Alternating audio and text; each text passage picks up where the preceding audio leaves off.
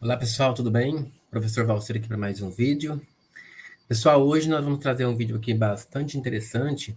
Ocorreu que na sala de aula do sexto ano nós estávamos fazendo um cálculo de área e perímetro e um dos exercícios era para encontrar o retângulo, né, cuja área era máxima, dado um valor de um perímetro. Então, nos nossos cálculos foi explicado para os alunos que o quadrado era o retângulo, então, que tinha a maior área, e assim nós resolvemos o exercício belezinha.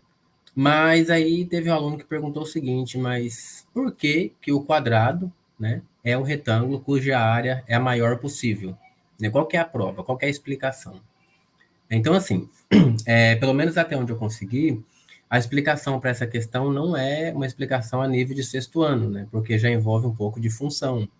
Né? Mas daí você pode ir testando os valores possíveis, que daí você percebe que quando então os lados ficam equivalentes, então a área ela atinge o maior valor. Mas é claro, por testes nós sabemos que tem infinitas possibilidades, então não é o correto. Aí hoje vou trazer então aqui para vocês uma prova, né, por que o quadrado de fato é um retângulo que tem aí uma maior área, beleza? Então, se gostar do conteúdo, já deixa um joinha aí, que é um incentivo para a gente trazer mais vídeo para vocês. Então, vamos lá. Inicialmente, coloquei aqui um retângulo, né? E então, eu vou dar aqui, para a parte da base, eu vou dar o valor de x. E aqui, para essa altura, eu vou dar um valor de y, tá? Então, só para a gente conferir, o nosso x, ele vai ser o comprimento. Vai ser o comprimento. Enquanto que o nosso y, no caso ali, ele vai ser a altura.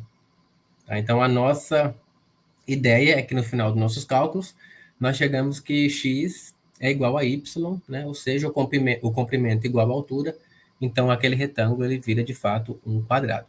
Então, primeiro nós vamos precisar de duas informações, né? Qual que seria a área, né, desse retângulo, dessa figura? Então, nós já sabemos, nós já aprendemos, né, que a área de um quadrado ou retângulo que seja, nada mais é que base vezes altura. Então, x vezes y. A outra informação que nós temos é a informação do perímetro. Né? Perímetro, a soma de todos os lados do polígono. Então, no caso, ele tem dois lados medindo x, então 2x. Tem dois lados medindo y, então 2y. Certo? Então, com essas duas equações é que nós vamos fazer aqui o nosso trabalho. Lembrando que nós estamos atrás da área máxima, né? E aqui a nossa área, ela depende de dois valores, né? Depende de x e depende de y. Então, o que nós vamos fazer aqui a princípio? Nós vamos aqui no perímetro e vamos isolar uma dessas variáveis aí, ó, tanto x quanto y, para a gente fazer ali uma substituição, tá? Então, vamos aqui isolar, então, o y, para a gente substituir aqui no lugar do y, e então ganhar uma equação que dependa somente de x. Então, nós vamos ter o seguinte, que o perímetro ele vai ser igual 2x mais 2y. Então, aqui fazendo um isolamento, né, vamos assim dizer, então vai ficar 2y é igual ao perímetro menos 2x. Como nós queremos isolar o y, podemos dividir ambos os membros aqui por 2, então nós vamos ter menos x mais p sobre 2. Beleza? Então, aqui é o valor do y. Aí, com esse novo valor que nós temos aqui, nós vamos substituir lá no valor da área. Tá? Então, vamos escrever aqui, ó. Substituindo, né, o valor do y em x vezes y. Nós vamos ter o seguinte. Então, agora a nossa nova área, pessoal, ela vai depender exclusivamente do valor de x, né, já que nós vamos fazer uma substituição. Então, vai ficar x que multiplica o novo valor do y, que é menos x mais p sobre 2. Lembrando que esse p é o valor do perímetro. Então, aqui fazendo uma distributiva, né, fazendo uma multiplicaçãozinha rápida, nós vamos chegar nessa equação. Menos x quadrado mais p sobre 2, que multiplica x. Ok? E aqui é que mora o pulo do gato, pessoal. Então, para quem não conhece, é um assunto aqui já de nono ano em diante, por isso que não é um assunto de sexto ano, mas a explicação está um pouquinho mais na frente. Essa é uma função do segundo grau, e nós já sabemos que a função do segundo grau, ela nos fornece um gráfico que é uma curva chamada parábola, né? E essa curva, ela atinge um ponto máximo, um pico aqui em cima, ó. Ela atinge um valor máximo exatamente, né, aqui quando o x ele está no vértice. Então, quando o x ele está no vértice, ela atinge o maior valor, né? E esse valor, na verdade, é até o y do vértice. Tá? Então, como nossa equação aqui ela é uma equação que depende de x, qual é o valor de x que vai ser o maior resultado possível? Então, o x é o x do vértice, né? Para quem não lembra, a regrinha do x do vértice é menos b sobre 2a. Tá? Então, vamos aqui fazer essa continha. Né?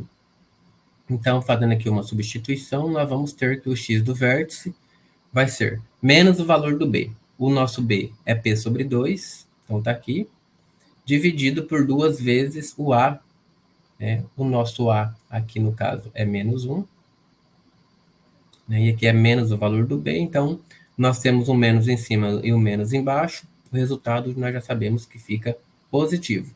Esses outros dois aqui vai ficar um dividindo o outro ali embaixo, então nós já chegamos aqui. Conclusão nossa é que o x, quando o x for p sobre 4, o valor será máximo possível, certo? Então, o que nós vamos fazer agora com esse valor de xp sobre 4? Com esse xp sobre 4, nós vamos substituir lá no perímetro. Então, vamos escrever aqui, ó. Substituindo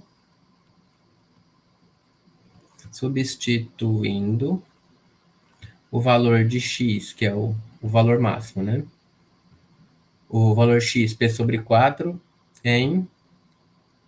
lá na regrinha do perímetro que está ali no slide mais acima. Então, fazendo aqui, pessoal, essa substituição, nós vamos chegar no seguinte resultado. Vamos aqui colocar de azul. Então, o perímetro é igual 2 vezes o x, agora o x é p sobre 4, mais 2y. Né? Vamos verificar quanto que vai valer o y aqui nessa história. Então, fazendo aqui um isolamento também, novamente, né? Então, nós vamos ter o seguinte, que o perímetro menos, aqui seria 2 vezes p sobre 4, já dá para simplificar, ou seja, fica p sobre 2, e já subtraindo em ambos os membros, né, nós vamos ter que é menos p sobre 2. Tá? Pessoal, estou fazendo um pouco rápido, porque já quem quer saber desse assunto, provavelmente já é aluno do nono ano em diante. Então, esses cálculos matemáticos tendem a ser um pouco mais fáceis. Né? Então, aqui, para achar o valor de y, esse 2 que está multiplicando vai passar dividindo, né? Mas antes disso, vamos juntar esses termos semelhantes, ó, que é p menos p sobre 2. Ou seja, 1 inteiro menos a metade, né? Continua sendo a metade. P sobre 2. Aí, esse 2 que estava multiplicando, ele vai passar dividindo, então, o valor de y vai ser p dividido por 4, certo? E olha que coisa interessante, né? O y que nós encontramos aqui, ó, se a gente lembra muito bem, foi exatamente o mesmo valor do x, tá? Então, ó, aqui nós já podemos tirar uma conclusão. Vou colocar aqui de verde.